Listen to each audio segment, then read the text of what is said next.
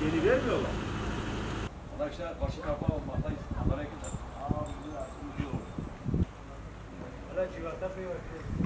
O yüzden benim adım Berat, soyadım Orçun.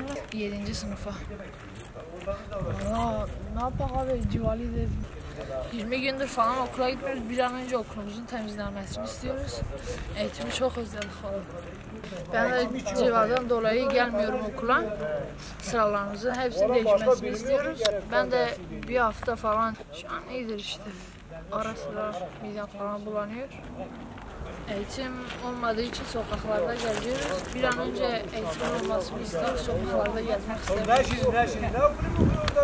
İsmim Arıza İndoğdu. Civali'den etkilendik.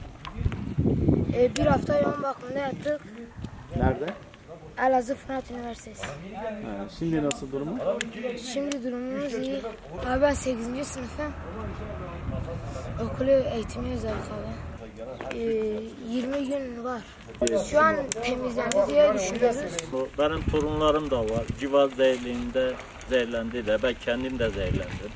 Bir hafta devlet hastanesinde yattım. Çocuk getirmişti eve. Şimdi ben bu okulun burada okumak istemiyor. Çocuklar okumak istemiyor çocuklar. Sıra, masada, her şeyde civa var.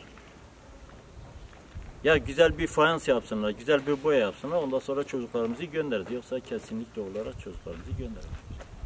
3 haftadır eğitim yok. Sancak Belediyesi muhtarıyım, Serdar Balbars. Hala da tahlil sonuçlarımız geliyor. Çocuklarımızda %28-30 civarında çıkanlar var.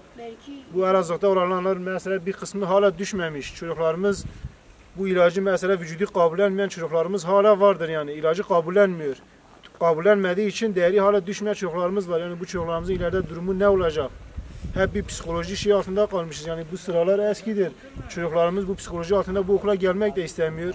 3 haftadır biz bu okulda zaten çocuklarımız eğitime her şey verildi. Çantalar yakıldı, kitaplar yakıldı, defterler yakıldı. Yani şu anda mağduruz yani. Şu şekilde de yani hiçbir velimiz öğrencilerini okula göndermek istemiyor yani. Ya çocuklar yani da istemiyor yani. Kesinlikle o okula yani gitmiyor. Ne öğretmenleri ne de okulu istiyorlar. Yani biz çok bir şey de istemiyoruz. Sadece okulumuz fayansı yapılsın, tertemiz dezenfekte edilsin. Yani bu aileler mağdurdur şu anda. Adamın 3-4 tane öğrencisi var. Adam bir çanta 100 liradır alamıyor. Kitapları yakıldı, defterleri yakıldı. Yani biz bunların hepsinin giderilmesini istiyoruz yani bu kadar. Ben Uğur Balbars, Sancak'ta oturuyorum, Sancak merkezde. Kesinlikle bu okulun tadilatı, sıraları hepsi sıfırlanmayana kadar biz çocuklarımızı göndermeyeceğiz. Yol liseye taşıyacağız, yok bilmem nereye taşıyacağız. Biz kesinlikle bunu kabul etmiyoruz. Yetkililere söyledik, tamam dediler. Ondan sonra gittiler, hiç burada ilgilenen yok. Ne yapsınlar? 136 öğrenci burada var. Hepsi mağdurdur. Sözleşmeli öğretmene de karşıyız. Sözleşme öğretmenleri de kabul etmiyoruz. Yani. Kadrolu gönderirse göndeririz. Evet. Göndermezse bize çocuklarımızı kesinlikle okula göndermiyoruz.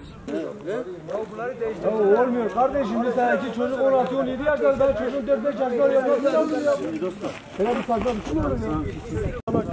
Değeri düşmeyenler köyüne bile öğretmen niye gelip aileyi uyarmayı demedi, böyle civarda eğlenmesi vardı? Niye söylemedi abi?